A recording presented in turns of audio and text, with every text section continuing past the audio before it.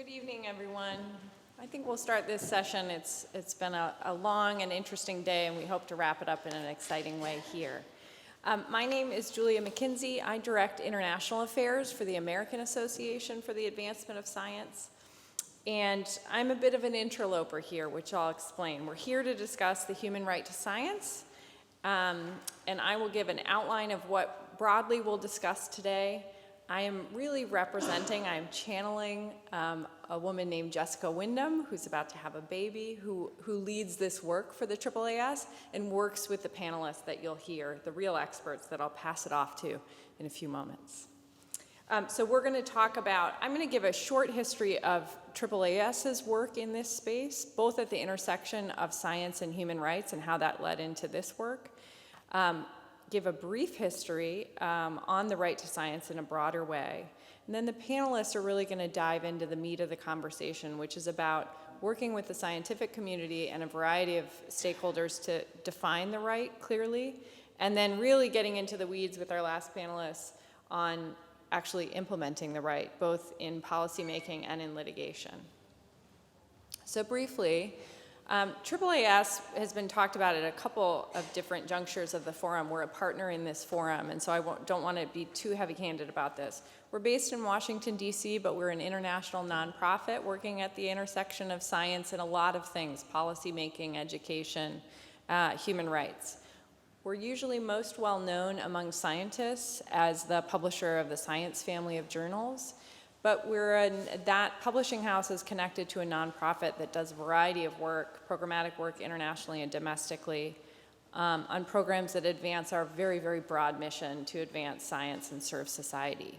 One of those programs, which Jessica, who I mentioned, leads, who I'm channeling, it's called the Scientific Responsibility, Human Rights, and the Law Program. So I'll just mention that Margaret, one of our panelists, who I'll pass it off to soon, and Jessica, who I mentioned, about exactly a year ago, penned an editorial on the topic that we'll discuss today that appeared in Science magazine, so I encourage everyone to take a look at that. But I wanted to talk a little bit about the history at AAAS that led to a board statement on this topic and predated this editorial as well. So over the last 3 decades, AAAS has worked at this intersection of science and human rights. So they started by focusing on the rights of persecuted scientists around the world, and then began to pioneer applications of scientific methods and technologies in the documentation of human rights violations, starting with forensic anthropology to document the disappeared in Argentina, and more recently and currently, using geospatial technologies to monitor large-scale human rights violations. So at the same time that these programs were going on at AAAS, we were reflecting about how not only science can be a tool for human rights research and documentation, as I've described, but also in the conduct and application of science, there was a risk of human rights abuses. So this program that I'm representing here looks at that intersection in really broad terms. So the intersection of ethics, the social responsibility of scientists, and the right to science, all of which are very pertinent and have been discussed in many different forms over the past couple of days at this forum. So it's with that broad history specific to the AAAS that our board of directors in 2010, I believe, issued a statement recognizing that the right to science lies at the heart of AAAS's mission and at in the social responsibilities of scientists. And so they undertook to coordinate the AAAS Science and Human Rights Coalition in conceptualizing the right and integrating it into members' activities. And so we're, of course, not alone in this. So around 2007, UNESCO, also a partner organization to this forum, started also a consultative process with lawyers, academics, ethicists, human rights practitioners to launch this process of dialogue about the content of this right. What is the right? That is the question I came to the table several weeks ago when I was kind of getting up to speed on this topic that I asked. So we're talking about a right first recognized in 1948 in the UN Universal Declaration of Human Rights, which talked about the right to share scientific advancement, share in scientific advancement and all of its benefits. So in 1966, the binding treaty, known as the International Covenant on Economic, Social, and Cultural Rights, expanded on that provision, and there was broad acceptance of it. So in UN Article 15 states governments shall recognize the right of everyone to enjoy the benefits of scientific progress and its application, conserve, develop, and diffuse science, respect the freedom indispensable for scientific research, and recognize the benefits of international contacts and cooperation in science. So that was ratified, and with some noteworthy exceptions, my country of the United States is not a signatory to this, for instance. But the good news is 170 countries are, so they volunteered to be bound by this treaty. But the challenge in implementing the right has been a lack of agreement to its meeting. So hence, AAAS and others undertook to engage the scientific and engineering communities directly in defining this right. So that leads me to very happily introduce the experts who you'll hear from today.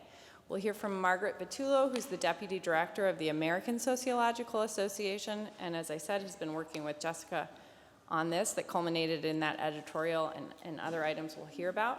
Teresa Stopler, who's the Executive Director of the Inter-Academy Partnership for Policy and a Senior Program Officer at the U.S. National Academies of Sciences, and a member of the Global Young Academy. And lastly, we'll get into the weeds of implementing the right with Marco Perduca, the International Coordinator of Science for Democracy, or the Luca Concione Association. So I'll turn it over to Marco.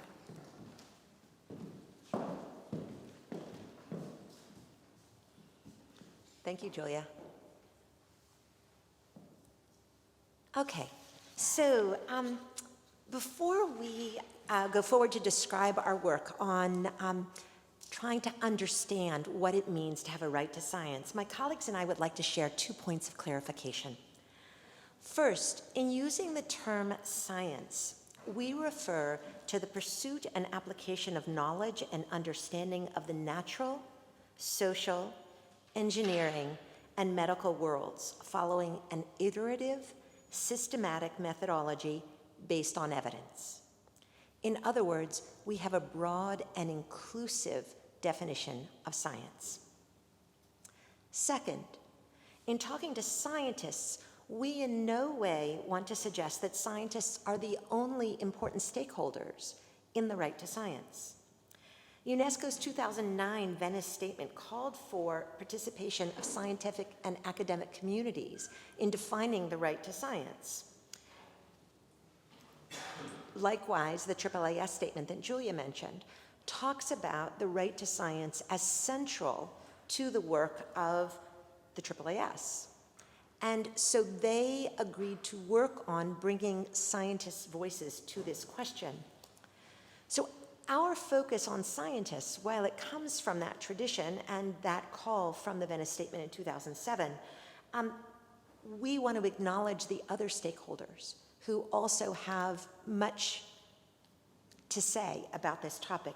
For example, indigenous groups that hold traditional knowledge, citizens who support the production of science through their taxpayer dollars or for rents, the consumers of scientific products. So we in no way want to dismiss or minimize those other voices, even as our current efforts are working on bringing the voices of scientists to this question. So we happen to have the great honor of speaking to you all as distinguished scientists. And so we would actually like to ask you to bring your voices to this conversation as well. We're going to be using something called Mentimeter to do this. So if you can pull out your laptop or your tablet or your phone, that is the, let me get that out of the way. That's the Wi-Fi network here at the Academy, if you haven't already signed on to it, and the password.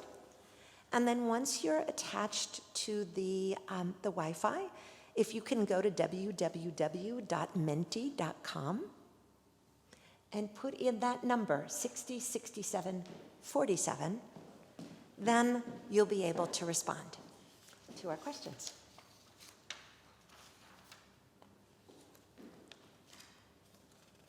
I'm going to give you all a moment to do that. Okay. All right. Now, the URL and the code will be on every slide. So if you're good with the Wi-Fi, I'm going to go ahead and move on, because we're going to start right off with a question for you all. Prior to reading about it in the World Science Forum program, had you heard about the right to science? If you could respond. Let's see. Okay. Well, 6 of you have responded. 67% of you said yes.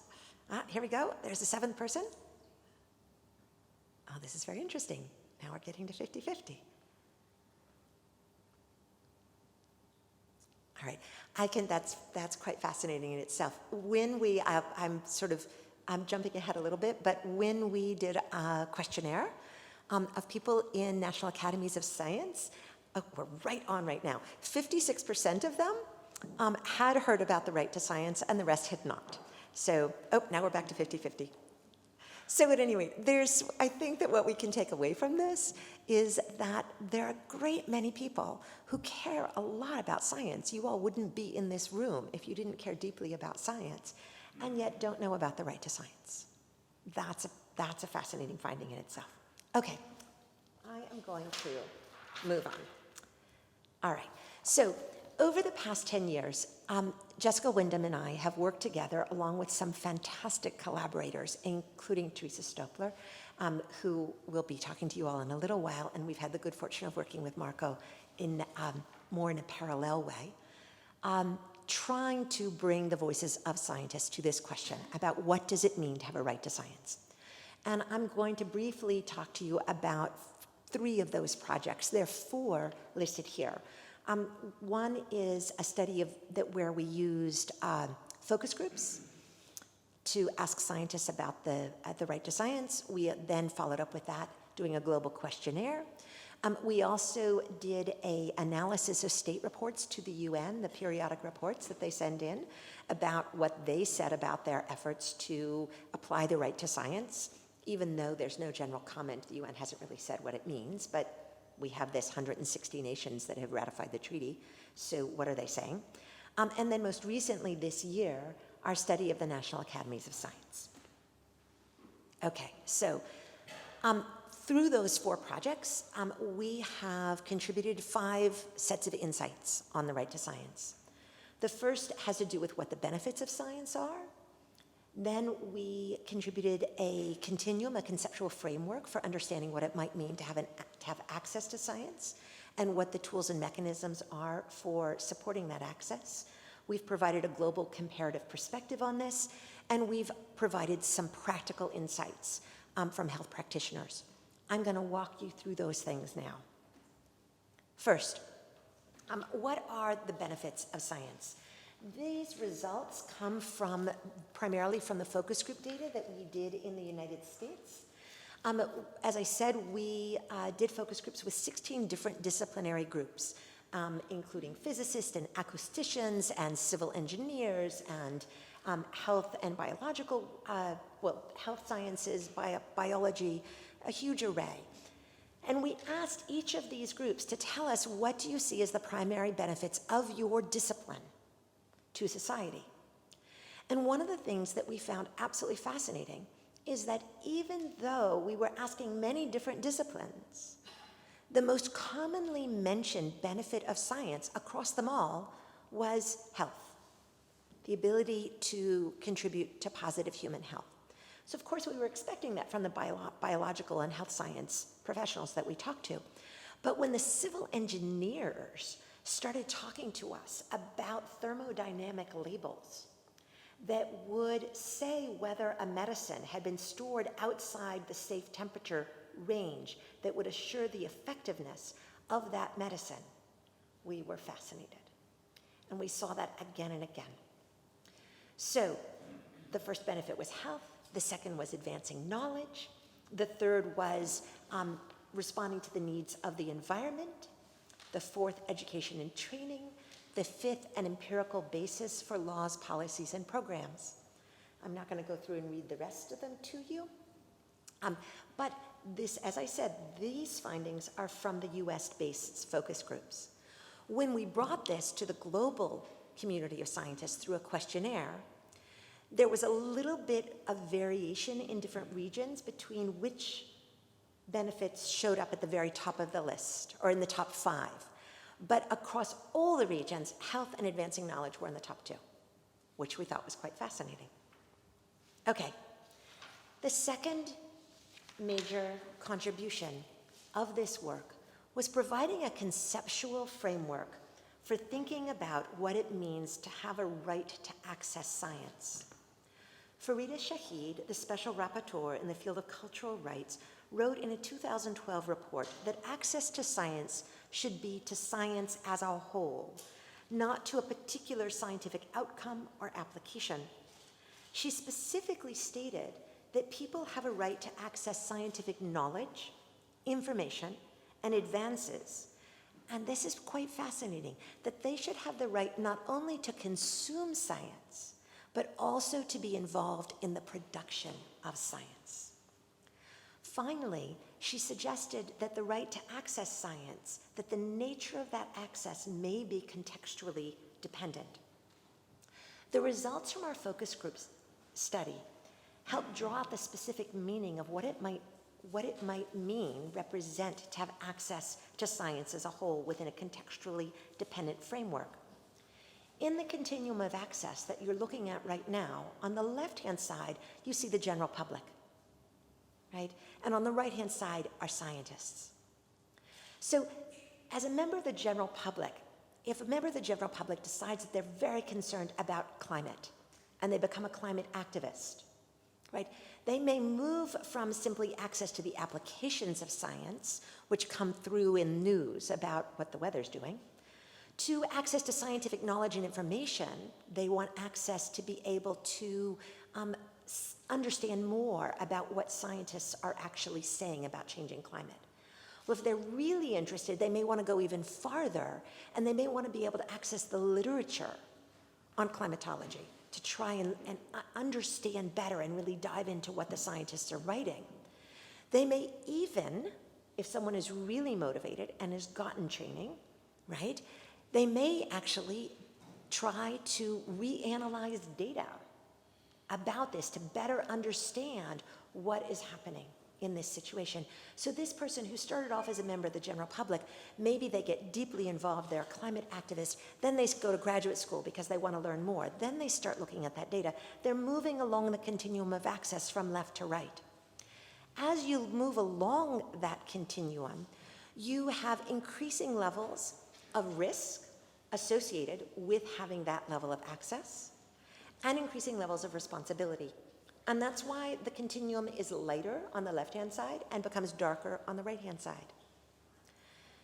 If you are a scientist yourself, like let's say you're a physicist, right? But now you need open heart surgery. When you're working in your area of the physical sciences, you're on the right-hand side of that continuum. But when you end up being taken to the hospital and needing surgery, you're going to move toward the left-hand side of that continuum. Where you are on the on the continuum of access is going to be contextually dependent. One of the key findings from the respondents was that governments should not be responsible for deciding where someone lays on the continuum of access. Rather, people's interest, motivation, aptitude, education, and training should be the things that decide where they lay on that continuum. Okay. So we also identified the third major contribution was identifying essential tools or mechanisms for allowing the right to science to function in a society. And it depends on funding, education and training, and access to information and communication technologies. Okay. So from the global questionnaire, we were interested to see to what extent are the views of scientists, engineers, and health professionals similar or different based on discipline and region with regard to the benefits of the right and the government actions required to support the right. I've already talked to you about some of the variation we saw on the benefits to the right. So now I want to briefly talk about the things that the scientists said that was necessary for the government to actually support them in doing their work. The top 5 government actions that were named in our global study were to increase funding, that fits in with our essential tools and mechanisms that you all have already seen, provide adequate education to the general public, you saw that as well, promote a positive view of science and scientists among the public. That's a very interesting point for me to bring up as an American, where I would say that at this point our government is not promoting a positive view of science. Fake news is what our president has called many of our scientific findings. Ensuring open access to scientific information and promoting and protecting academic freedom were other key elements that came up in that. I will say on the open access and academic freedom that in our most recent study with national academies, we found some variation by regions on those last 2. But the top 3 are pretty positive across all of them. Okay, so again, quickly about the global questionnaire.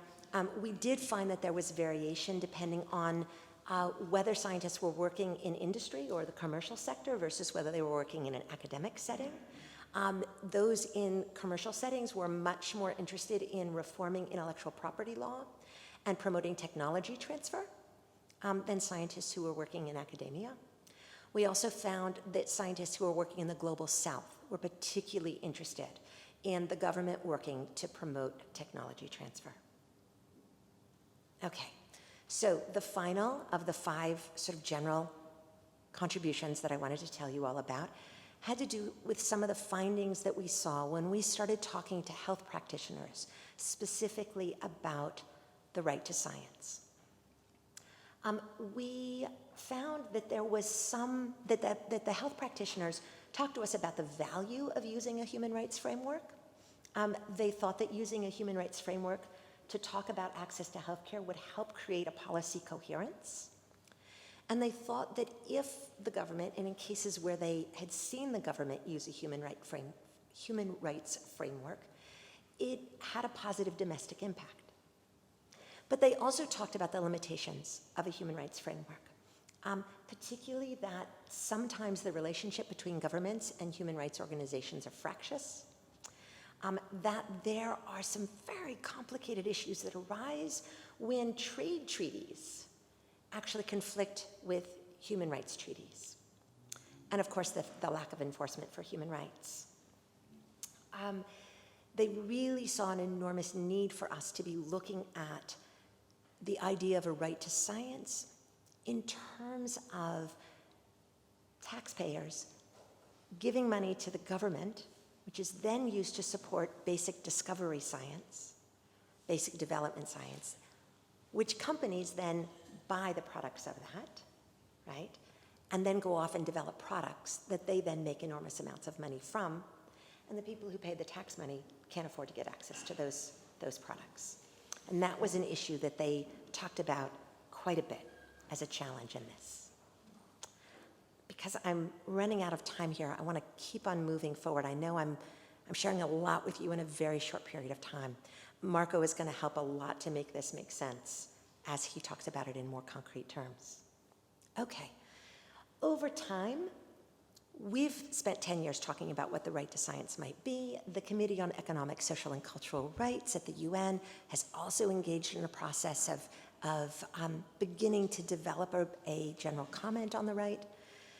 And our next question is really, all right, if we're beginning to get a sense of what the benefits of science are, what the benefits of science and how that would play out, what it means to have a right to access science, how could we actually implement this? What would this look like if you tried to talk about the right to science in specific countries?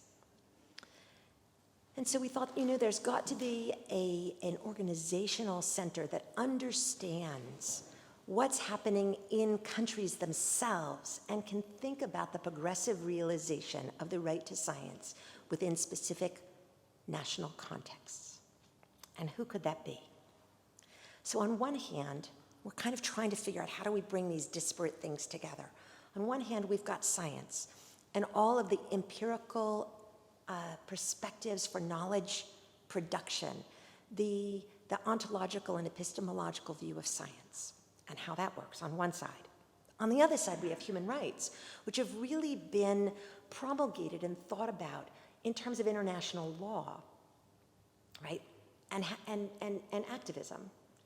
All right, so then we have the right to science, which is kind of smack in the middle of these two things. And how are we going to bring together the voices of the scientists and the voices of the human rights practitioners? Who could do that within a national context to actually bring them together? And as we thought about this and tried to think who would be a pivotal actor in a national context, we found ourselves wondering whether national academies could play that role, which is where the impetus for the fourth of those empirical projects that we engaged in. And I'm going to turn the floor over to my colleague, Teresa Stoppler, who will talk about our work and findings in this area.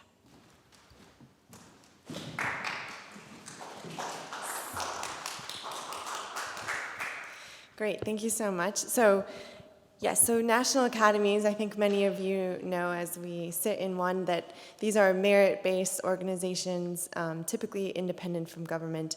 The model depends on the country. There's many size variations, resource variations, but here we focus primarily on academies of science. These may include the social sciences, sometimes the arts, engineering sections, but I just want you to know that there's a lot of variation captured in this. I also want you to know that we included National Young Academies, which if you don't know, this is part of a growing global movement. There's about over 40 National Young Academies at this point in different countries.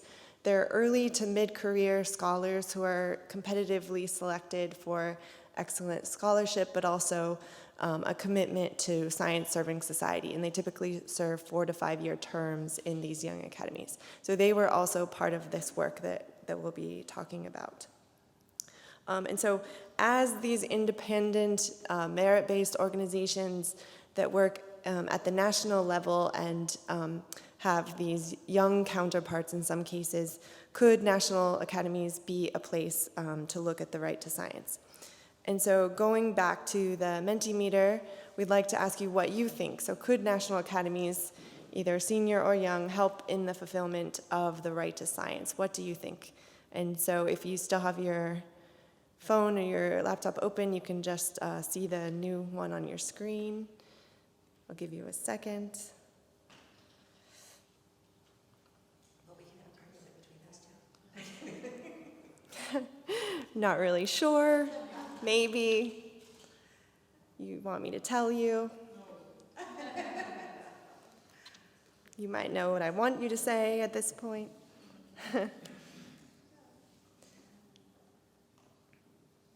Okay, so many of you say yes, maybe not sure.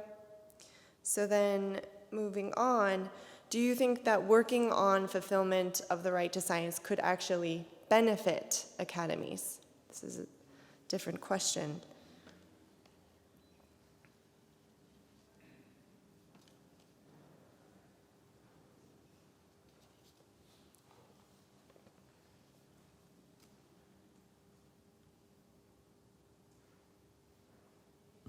Okay, great. Again, many of you say yes. So I'm going to show you what we actually found in this questionnaire that we sent out to 172 academies. So 128 senior academies and 44 young. We had quite a high response rate, actually, overall 53%, which is great. And then complementing these, this short questionnaire of closed questions, we also had interviews that we did following up with 14 academies, 10 senior and 4 young. And so I'm going to be telling you about 3 primary findings from this questionnaire. And this was done, I should say, with only those countries that had ratified Article 15 of the International Covenant. So we did not include, for example, the United States, which has a large academy that I work for, but unfortunately the United States has not ratified, so they were not included. So I just want to make that point.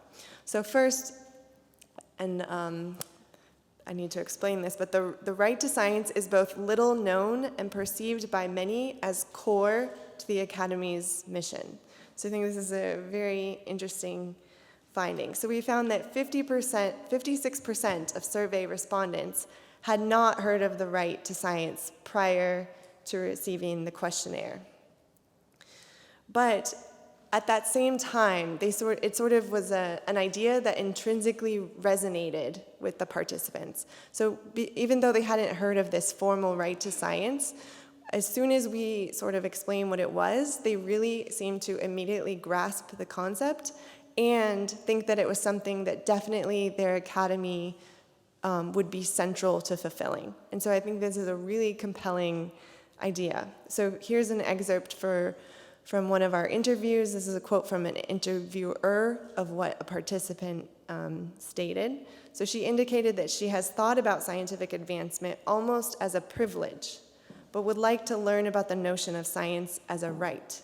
She mentioned that there is something powerful about this idea. Okay, and then second, government relations is a key concern. So we know that one of the main goals of national academies is to provide independent, high-quality, authoritative advice to their governments, particularly their national governments in many cases. However, we know that that's not always easy to do, right? Even for academies. So even though a relationship with the government was very important, so 95% of academies said that yes, informing policy at the national level falls within the mission of the academy, which is good. I think it should say 100%, but 95% is great. Despite this agreement on the desire or the mission to inform policy at the national level, there were in the interviews indications that this has not always been easy and that sometimes this doesn't always happen, right? So for example, another quote, the academy was established within the past 15 years. They are not funded by the government. It has been quite an uphill battle to get to the government. So many academies are quite new. They struggle from some of the same challenges, funding, capacity. Sometimes they don't have staff. They're completely volunteer-based. And so actually making those linkages with the government can be quite challenging. And for the young academies in particular, most of them were only formed within the past decade. And so forming these relationships actually takes time. And so this is something at play here. And then another quote, the main issue is that scientists and politicians speak different languages, making it difficult to understand each other. This is a major problem worldwide. And I think this is something we've been discussing over the past few days, and we know that this is a challenge. But one thing, if government relations are a key concern, these linkages with government are identified as central to the Academy's mission, and in these countries that have ratified this treaty or this international covenant, they're required to report on their progress on this. And if the academies can help them do that, right? Like this is a new area of research. No one really knows what it means exactly or how to do it. Could academies be the group that could help them do that? And in so doing, by helping fulfill the right to science and help governments report on progress on it, could that help the academy's relationship with the government in some way? I don't know. We'd like your thoughts on that as well. And then the third finding is that partners and collaboration are essential. So throughout our interviews, there was a general theme that partnership was very important. So academies were generally more successful when they worked with other academies or other partners in this science policy landscape. So anytime we do something great, it is because we've engaged with others. One academy representative stated, "It's best for the impact of the work to not do it by yourself as one academy, but to do it as a group of academies." And this is particularly interesting to me, being a member, or being part of the Secretariat for the Inter-Academy Partnership, a group of over 140 national academies, including the Global Young Academy.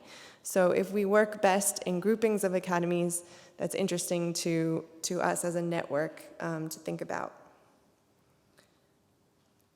One other thing is that we had looked across at the different topics that academies are generally working on, and we broke it down by region in terms of how they would rank their top activities.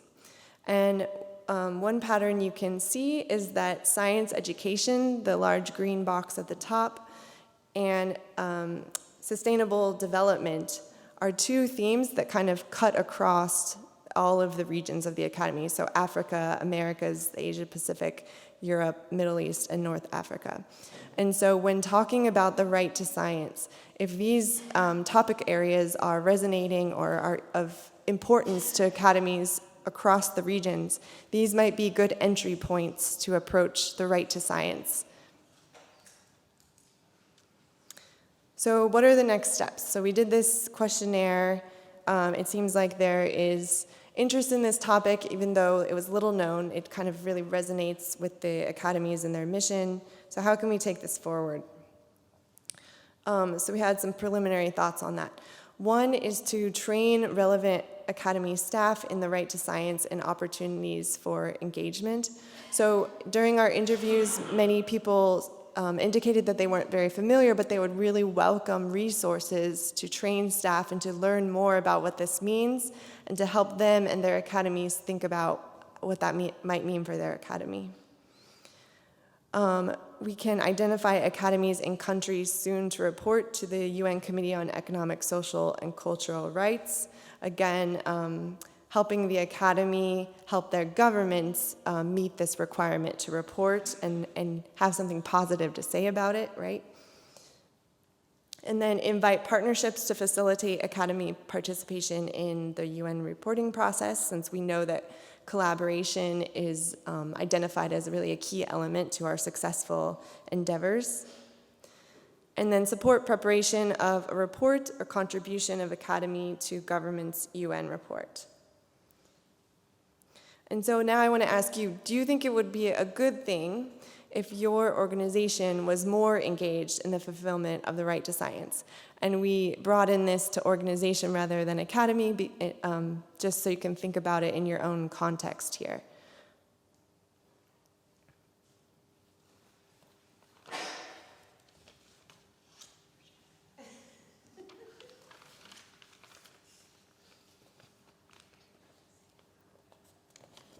You can say no if you think.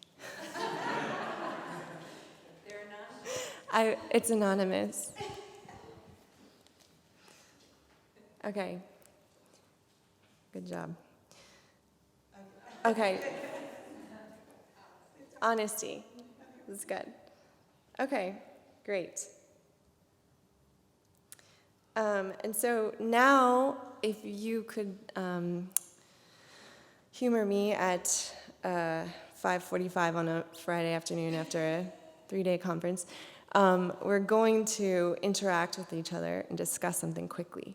But what do you think you could do personally, however small, to help fulfill the right to science within your own organization?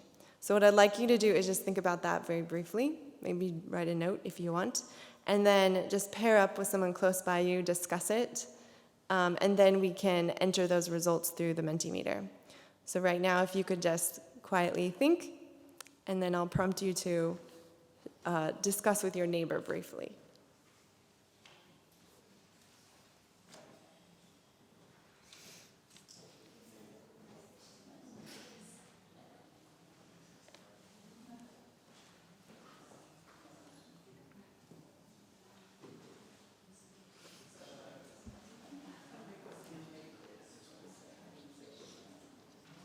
Okay, yeah, and if you haven't already, go ahead and pair up we'll just be real quick on this.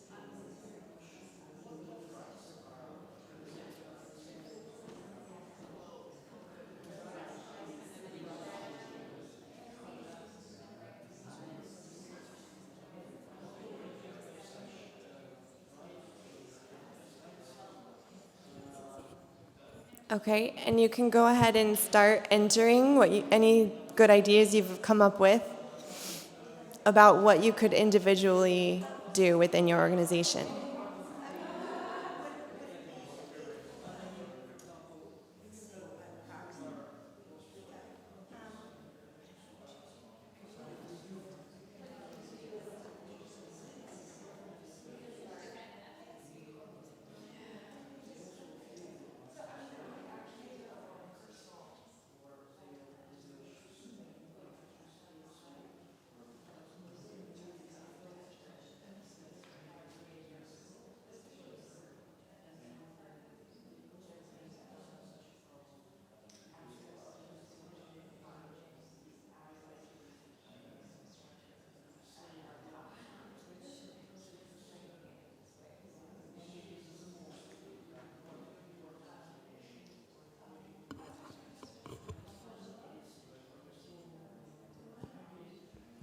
And then if you could just wrap up your conversations in about 30 seconds, because I want to make sure we leave enough time so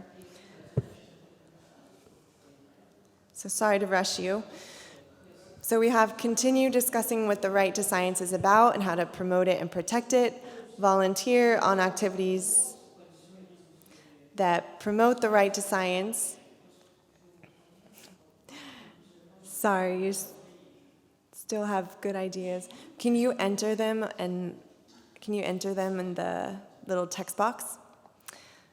Access to information, science hours allow for employees to prepare concepts, presentations, and share them with other peers, awareness, and push for open access publications. Yeah. Anything else very quickly before we move on? I just wanted to get you thinking, make resources available. Okay. So here are some ideas of what we think you can do. So AAAS actually has a Science and Human Rights report. We recommend that you sign up for that on their website. You can share yours or other science and human rights resources with colleagues, and we've been trying to think about how to bring this together, for example, for the academies who requested resources on this. Build relationships with vulnerable and marginalized local communities. Assess how effectively you integrate human rights into your or your institution's work. Organize a discussion group in your institution to connect these ideas. Integrate human rights principles and approaches into training and standards for scientists. So I think scientists often don't receive this type of training. It would be interesting to incorporate this. Teach the value of scientific methods and tools for human rights to science majors. teach through experiential learning effective methods for collaboration. And so these are some ideas that we thought about, and we will capture yours as well. So thanks for participating there. And then I'll just hand over quickly for the acknowledgements and to pass over to the final speaker. Very, very quickly, because we want to make sure we leave time for Marco and conversation. These are just all of the people who've collaborated with us on this project. First and foremost, Jessica Wyndham, since she's not here. I also wanted to point out, pardon me, there's the website about the Article 15 work. If you look up AAAS, if you Google AAAS and Article 15, you'll easily find this information. But there's lots here. There are reports on the work that we've described, as well as a variety of other resources. Thank you so much for your time. If you have any questions, please feel free to contact me or Teresa about this. And with that, I will turn it over. Oops, I will try. How do I turn this off? Just one more moment. I don't know how to get out of this. Okay. Yes, thank you.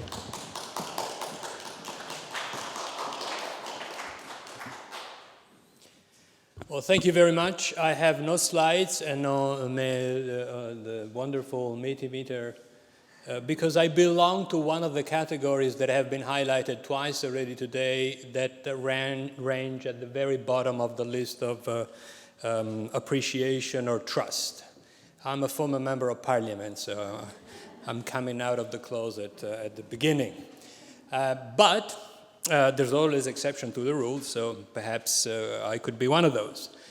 Before entering into what my organization does, I'd like to go back to the entire UN mechanism because it's not necessarily a given that people know what we're talking about when we're talking about the UN.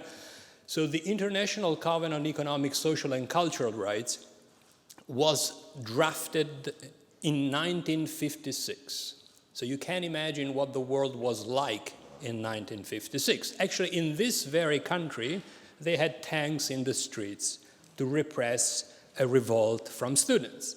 It was adopted in 1966 and opened for signatories and entered into force in 1976. So 56, 66, 76.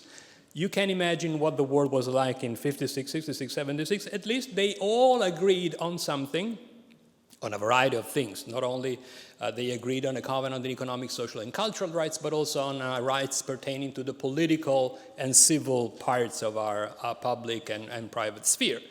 But they agreed on a variety of things. One of the three, at least, of those things are included in Article 15 of this covenant, and they are the freedom necessary to do research, the right to share the knowledge that comes out of that research, and thirdly, and most importantly perhaps, the right to benefit from the development of science. So these are the components of the right of, as Michael Mansisidor, which is one of the coordinators of this group of experts, is calling it, right of science is the right, the freedom necessary to carry out research, and the right to science is to share knowledge and benefit from the latest developments.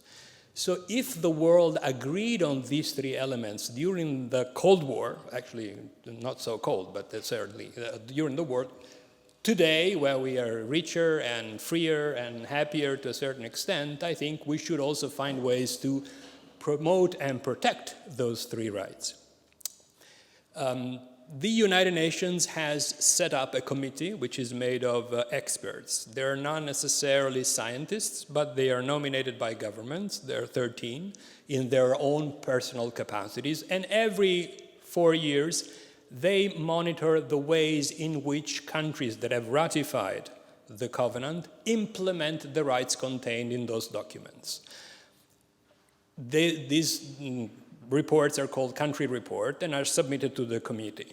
4 years ago, when we started to work a little closer with the AAAS, and when I say we, it was called at that time Luca Cossioni Association because nobody can pronounce it. Now we are called Science for Democracy, which makes things easier and tries to amplify the link between science and decision making. One of our members who teaches international law at the Loyola Law School in Los Angeles went before the committee and said, look guys, not a single country since 1976 has made a paragraph about the way in which they implement Article 15. How's that possible? And I said, you know what, you're right. And so they asked him, how do you think we should ask these countries questions about the way in which they are or they're not implementing Article 15? And so a debate came out, and a set of recommendations was circulated, and in October last year, an open dialogue was convened with members from the academia from all over the world, unfortunately mainly from Europe and North America, but still. I mean, they opened up this debate to people that were coming from different backgrounds and also perspectives to try and gather together as many information as possible to prepare what Margaret said, a general comment. A general comment is a document that will try to explain what in fact it is meant by the 4 points of Article 15 and the 3 subparagraph of 15.1. The general comment was supposed to be issued a year ago, then was supposed to be issued 6 months ago, then perhaps it's going to be issued in March, and maybe it's going to be issued in June. The problem is that behind those discussions, there's always a background. If we could, I'm sorry, have a look at the map of the countries that have not ratified the International Covenant, taking the US aside because they don't ratify anything, but still they have signed it, you will see that there's a big gray area, unfortunately, in the Arab world, meaning the Arab Peninsula. But if there is a member coming from the Arab Peninsula, member of the EU committee, or close to this country, he or she will block anything that in a way can be considered to be sensitive to the countries that have nominated him or her. So, despite the fact that we're talking about rights, and there's ample evidence and history of how these documents have been written and how some countries are applying them, it is all a political / diplomatic game, and this is why the general comment hasn't been adopted yet. It is we've seen drafts that we cannot share with the public, and there's the traditional knowledge, citizen science, everything is in there. Perhaps it's a little less radical in the nice meaning of the world as we would like it to be, but it's there, and it's going to be useful to draft guidelines for member states on how to report on the ways in which they actually implement Article 15. Now, the Covenant also has an optional protocol, which sets up a quasi-judicial body to which individuals or organizations can bring complaints whenever they believe that one of the rights included in the Covenant has been violated or not respected by the country. Now, these international mechanisms are used when your national remedies haven't given you a positive answer or an answer that you think was in line with the international rule of law.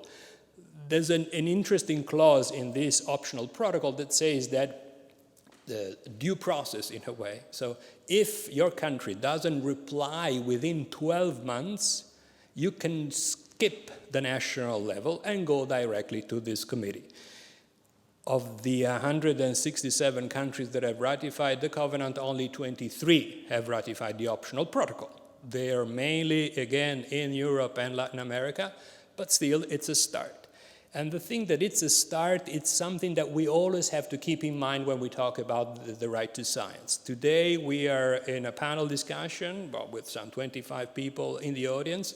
I hope that the next forum will start with the right to science, because science, ethic, and responsibility are fine for those that work within science, but science has a huge impact on our daily lives. I was joking before at lunch when we were talking about post-truth or fake news. I come from a country that has a big tradition of science and has a big tradition of religion. Every TV dedicates at least 10 minutes a day to the horoscope. Every Sunday, it dedicates it to another guy dressed in white. So if you grow up or for some 70 years or 60 years since we got TV. And every day you're bombarded by a guy dressed in white that says certain things. And at the end of the guy that says certain things, you have the stars that tell you what's going to happen to you. I mean, today's fake news are nothing compared to those because we grew up with them. They are part of our culture. There's no way you can talk about post-truth today because what was yesterday's truth? Was again the faker than today's in a way, because at least we have debunking that can be done. In those days, you only have one TV channel, black and white, all day long saying the same thing. And then at the end saying the opposite, but nobody was saying that either this metaphysics or this legend clash with each other and have nothing to do with reality. So please, when you go back home, keep in mind that there's no such thing as post-truth because there was no truth, and certainly there's no such thing as fake news because there's always been fake news. Going back to where we started, it's also very important to understand what we mean by Academy of Sciences. I don't know if any Italian Academy of Sciences is involved here. Our National Academy of Science is called Academy XL. And one would say, because it's extra large. No, because it's a Roman numbers of 40. Because it's made of 40 people, which average age is 75. They're all men. So again, we have to understand who we are talking to or we are trying to involve in this kind of exercise because it can be part and parcel of the regime, which is the product of the fake news and the pre-truth. And it's good to invite them and involve them. We have tried to have a debate at the Academy of Lincei, which is not the National Academy, but which is where if you are a very well-established scientist, you go and organize your debates. But then in the audience, you have your peers. You don't have the general public. So we have to try and make this become a political, if this adjective still has some positive meaning, issue. That is, that we have to talk to the polis, to the city, to the citizens, because it concerns them more than any other human rights. Going back to the United Nations. The United Nations allow non-governmental organizations, civil society organizations, also, of course, Academy of Sciences, any individual to attend these meetings. And if they have extra time, they allow you to raise your hand and ask a question. So instead of raising hands and asking questions, at the website that's called freedomofresearch.org, we have started to collect using publicly available information, shadow reports on the way in which member states inform the UN Committee on Economic, Social, and Cultural Rights on how they implement the entire covenant, but in particular Article 15. And over the last 10 years, we have sent 7 reports. It's not easy to compile those documents because you have to go through all the national legislation concerning a few specific issues. We are concentrating on 4 issues. One is reproductive rights. It has abortion in particular. The other one is end-of-life decision, because it has a lot to do with science. Nobody ever thinks about the fact that until 50 years ago, maybe 40 years ago, there was no thing as life support. So technology has changed the way in which we consider our life. The other issues that we are now studying are research on embryonic stem cells and also genome editing on plants and humans.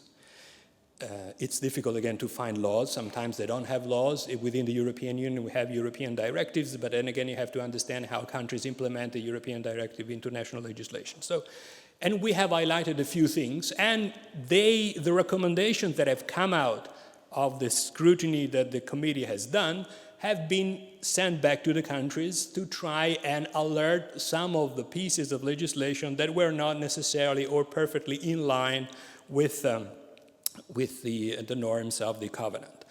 One would say this is the usual exercise that the rich people do to pick on the poor in the north versus the south.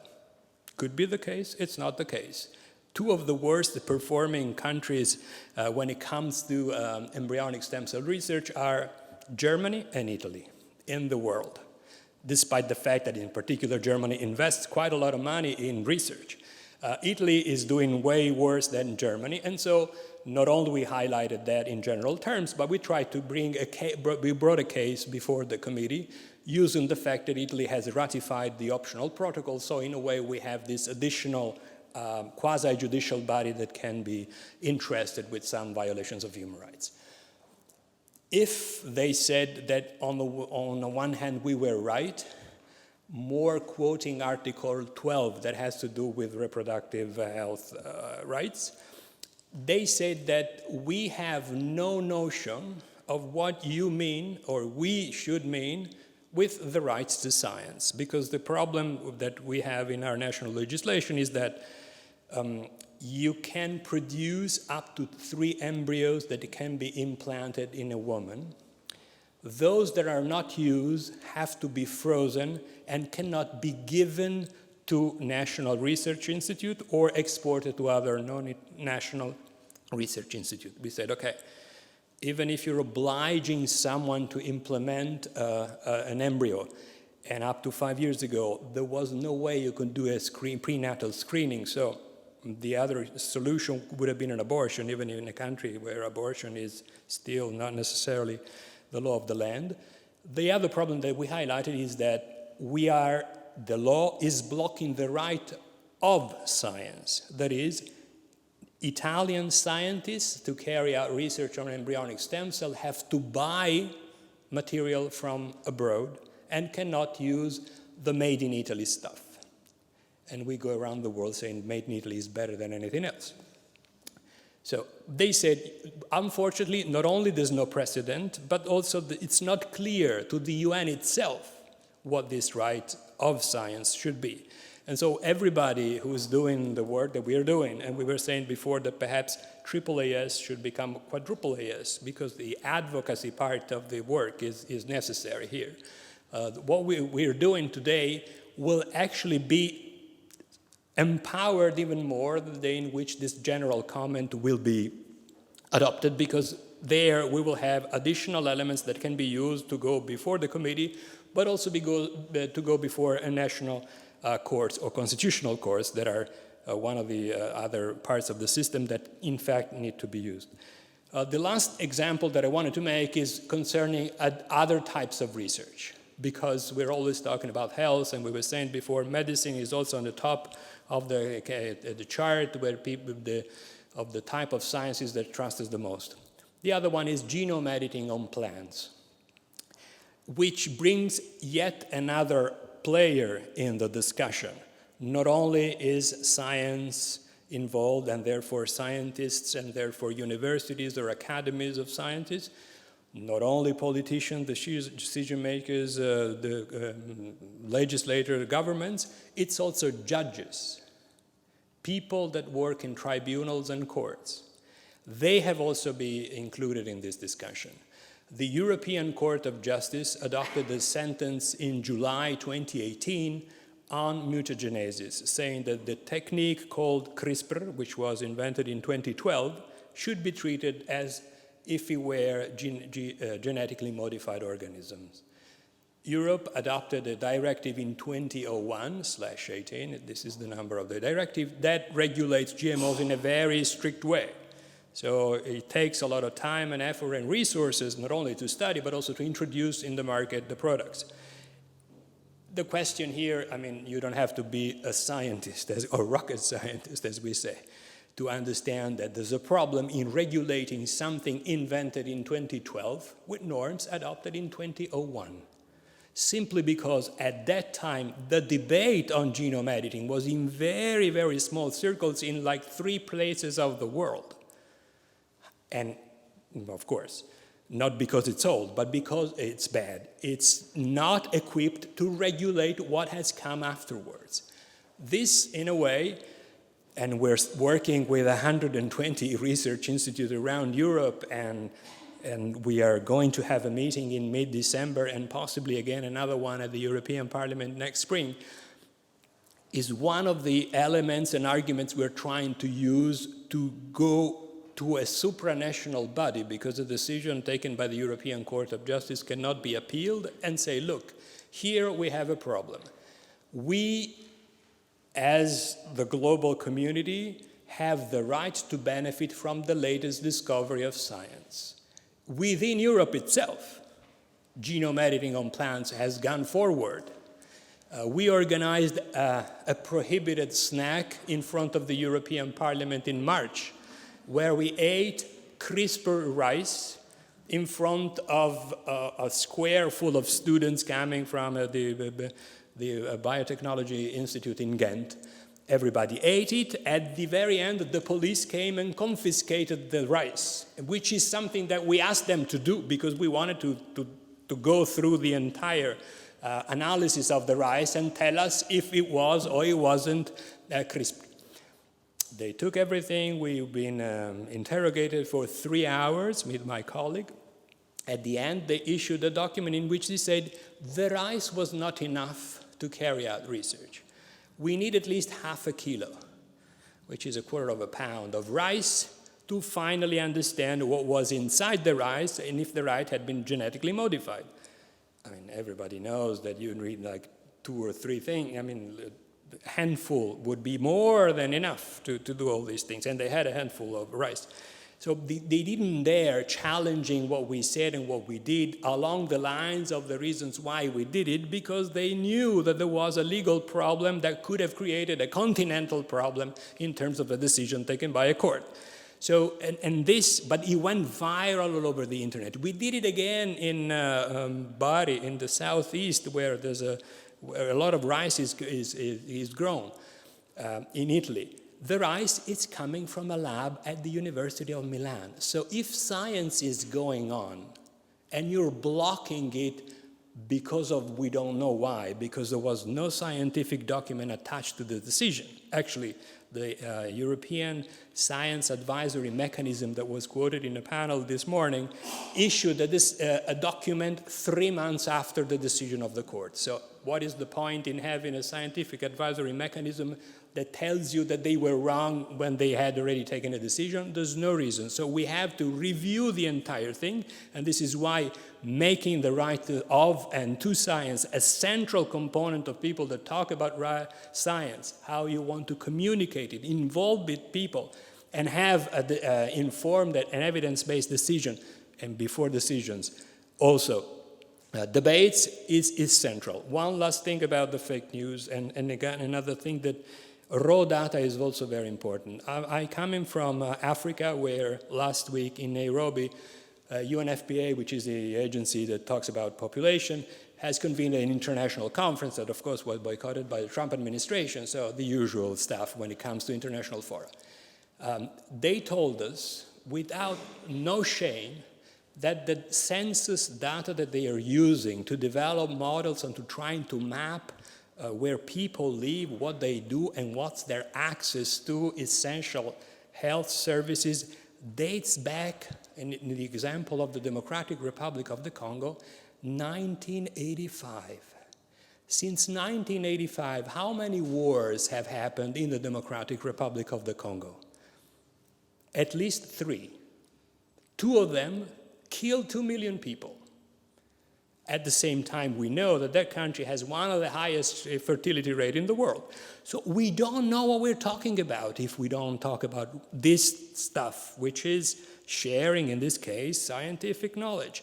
The United Nations compile every year a world report on drugs. Because last year, for the first time in 25 years, India sent some information, we realized that there was a booming in cannabis consumption in the world, because India just sent data to the UN. And they say it candidly in the preface of the executive summary. So this is why it's crucial to consider this stuff a human right, because if we don't take that into consideration, it's a violation of the way in which we should stay together, which is based on rights. There was another example of this fake news, but I'll leave it at that, and thank you very much for your attention.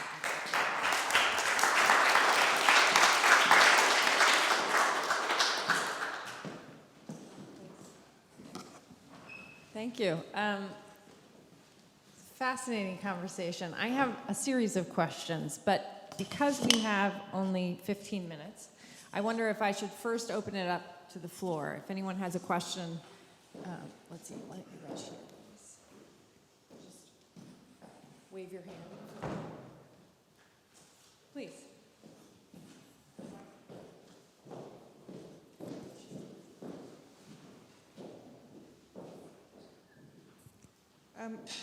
Hello, my name is April Tash. I'm coming from UNESCO. I wanted to mention that in the context that we're speaking of the right to science, which is a very difficult area, the states do meet and have strange discussions. They don't seem to know where they're going with it, and there are many elements that have come up. As you mentioned, there are the 3 that come from the International Covenant, but there was some work done in the last 10 years. About 4 years of work was done to create a recommendation at UNESCO, which is based on the Declaration of the Universal Declaration of Human Rights rather than the Covenant, because the Universal Declaration is the international instrument which is universal.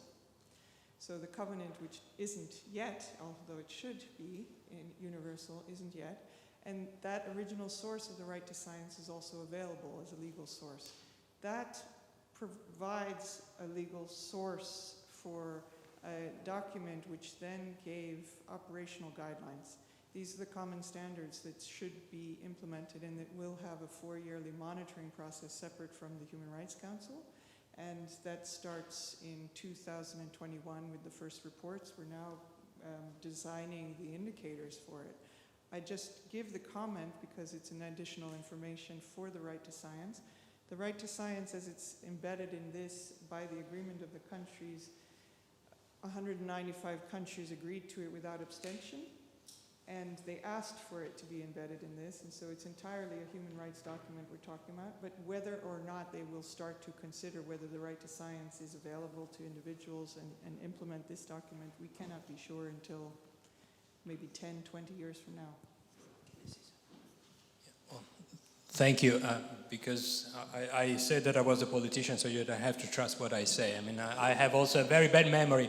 I was supposed to say that also the central part of the right to science, which is the sharing of knowledge, thanks to UNESCO, has now become a long set of recommendations on open access to science, which is something crucial also for the developing world, not only because of what we also heard before, having access to literature, but also publishing and being considered and known at the same time on the other side of the world. But the recommendations and also the preambular part of that long document is wonderful. And finally, we see in words what activists like us or advocates have been saying for a few years. So we have to congratulate UNESCO, I would say, for once. But that's, I mean, I didn't say that.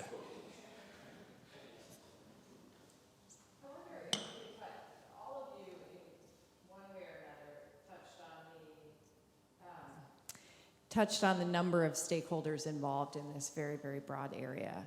I wonder if you can comment on where are divisions between some of those stakeholders the largest, and what's being done about it?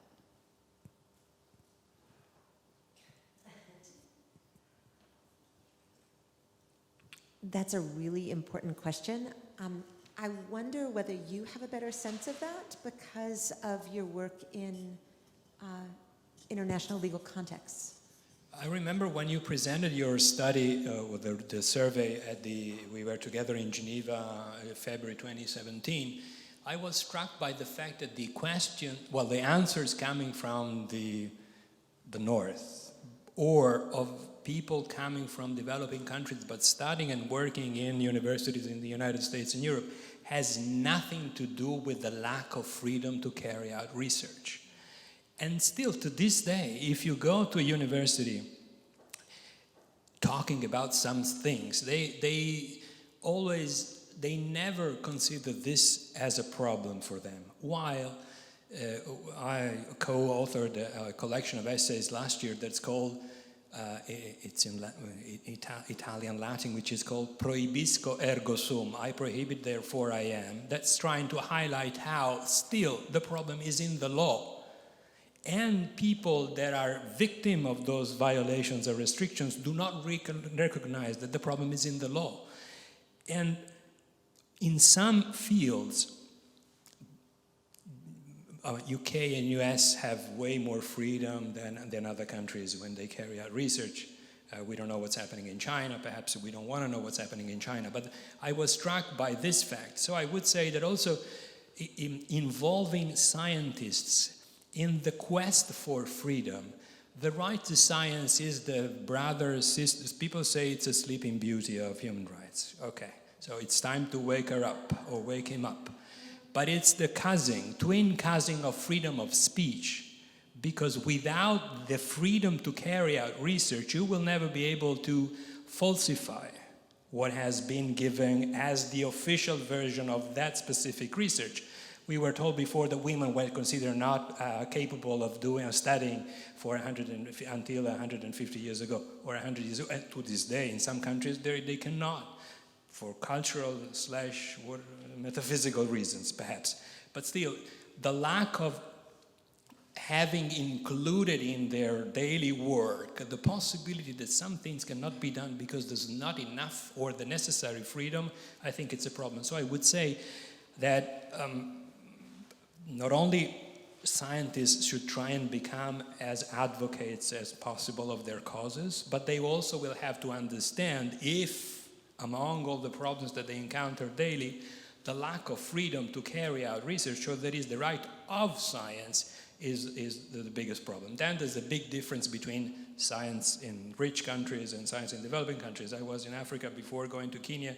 We had a seminar organized at the Addis Ababa University. And there again, you have a completely different take on a variety of things. But the moment in which you address science as a human right, because the developing world has been more attuned to if you want, the rhetoric or the propaganda of human rights or human rights violation, in a way, it's easier to try and come faster to the conclusion that, in fact, it's a violation of human rights. I think I'd want to follow up on that by maybe flipping your question a little bit. Because one of the things that is really tricky right now, as we are trying to understand what it means to have a human right to science, is that there's a great deal that we don't know, and that hasn't been applied. So in some ways, the question that we really have to figure out is where can we find common ground? So, for example, in the National Academy's data, where we found that looking at sustainable development was an area that there was a great deal of agreement that people were interested in thinking about that as a common application of the right to science. That I think that's where we'll start getting some purchase, is because we're going to have some more applications of this right in law, in the courts, where people can agree on it. And then we can start looking for the places where they disagree. But the real meat, the juice is going to come where we figure out what can we agree on it, about in this regard.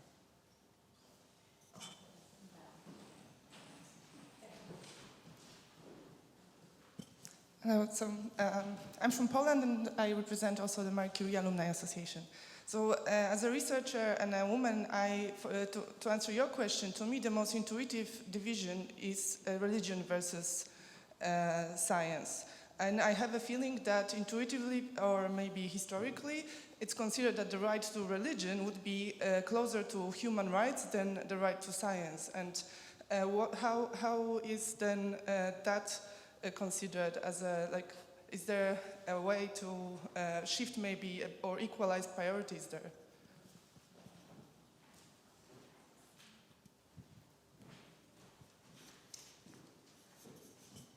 Do you want to start? My political party was called Radical Party. It was founded in Italy in 1870. If you look at the platform of the first participation in the United Kingdom of Italy elections, it's still valid to this day. Point number one was separation between church and state. So I agree with you, and the problem is that the other part of the constituency that needs to be involved is politicians, of course, not only scientists. They have to realize that if we're here, it's not because we were created, it's because of science, because it allowed us to remain where we are and live in the way in which we live today. Now, if this were a campaign trail, people would start booing or cheering. Perhaps nobody would ask you a question or to repeat what you just said, because conventional wisdom is that you don't have to touch these kind of issues. One of the first adjectives used by the Radical Party of the 1870s was to be anti-clerical, which is not anti-religious. You have to keep these things separate. On the one hand is the right to profess, believe, and it doesn't have to be a religion, I would say. It can be also a cult of anything, or a soccer team, or a rock and roll band. But at the same time, when it becomes part of the institution, there you have a problem, because your worldview should not limit or be imposed on mine. While the metaphysical stuff tends to do that, the scientific stuff doesn't. Yeah, I think we get, as we start thinking about human rights, I mean, you have freedom to and you have freedom from.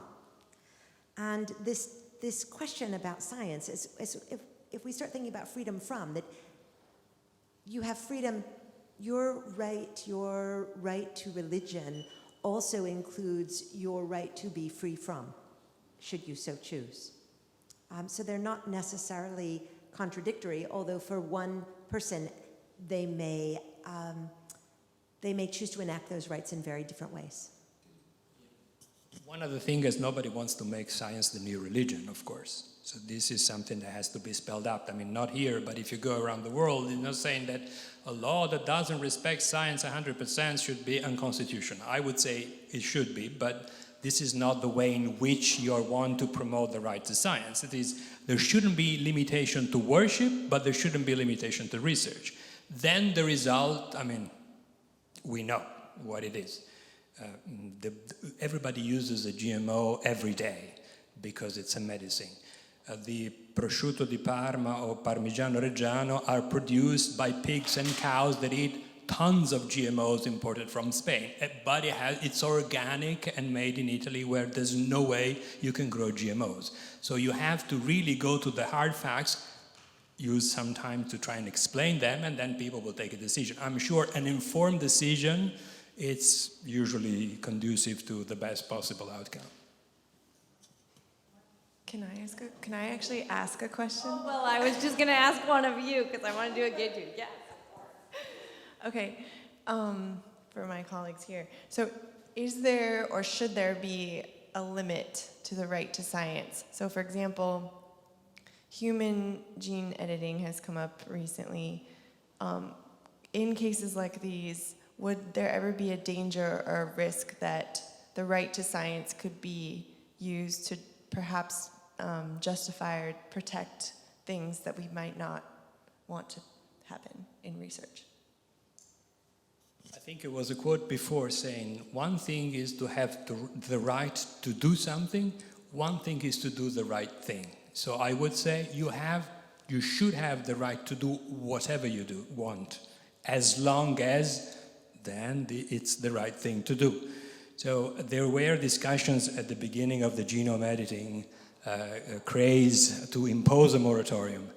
A moratorium would be possible if all those doing research would agree, because we know that there's nothing that is 100% in nature, so there's always a bad guy or a good guy that will continue to do it. In this world and in the world where you don't have access to information, if people are doing or not doing that, I would say that research should be, of course, not allowed on humans unless they really want to, because at the end of the day, if you know that you're gonna die anyway and you want to give your body to research, there should be a way for you to do that.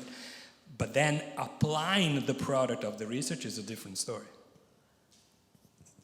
Okay. Final question. Thank you.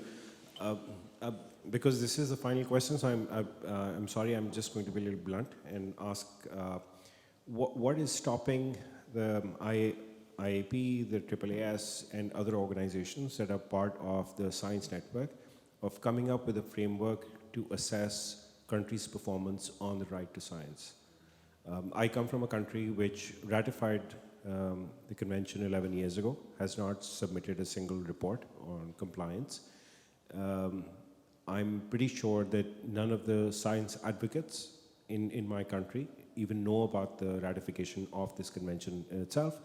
While we talk about other rights that we have signed up for within the UN system, but the right to science never comes up. So if AAAS or IAP would issue a, let's say, an annual report like the Human Rights Council does, these are the countries that haven't done X, instead of waiting for the bureaucratic version of a rules for business on how to operationalize the. I'd like to start off on a response to that, but I think my colleagues may each have something to add to it. I'm very interested in the fact that Article 15 of the International Covenant on Economic and Social and Cultural Rights talks about the right to science and the right to culture.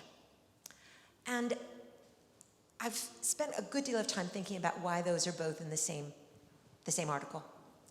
And how do we go about creating a common understanding? I mean, as Marco pointed out, you can say you should do this or you shouldn't do this other thing, and people are going to go and do whatever they want. I mean, we have the example of the Chinese scientist who went off and we ended up with twins, right? Genetically modified twins. So for a outside body, or for one group to simply say, well, we've decided what this is, and you're doing really well, and you're not doing so well, and because we've decided that, isn't actually going to, in my view, now I'm just talking about my personal view on this based on having thought about it and talked with people over time, that's actually not going to create the kind of change that we need.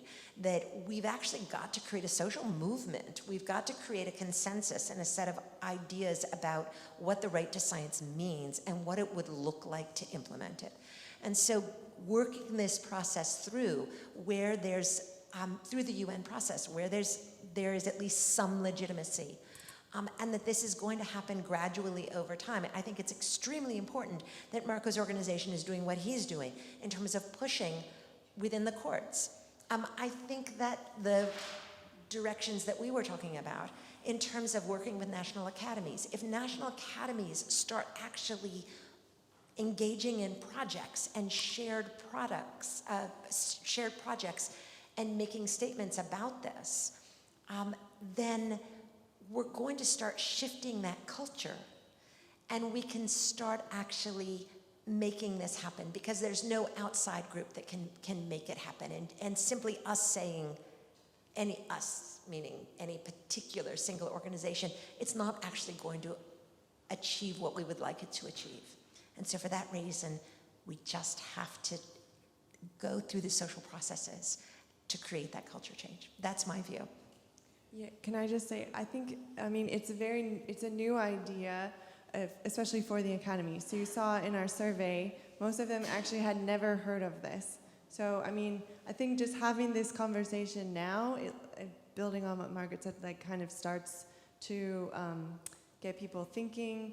But yeah, I don't think this would be the right organizational structure to do something like you're saying. But just by framing their activities with this lens, if they chose to do that, would be a huge step in sort of shifting the conversation.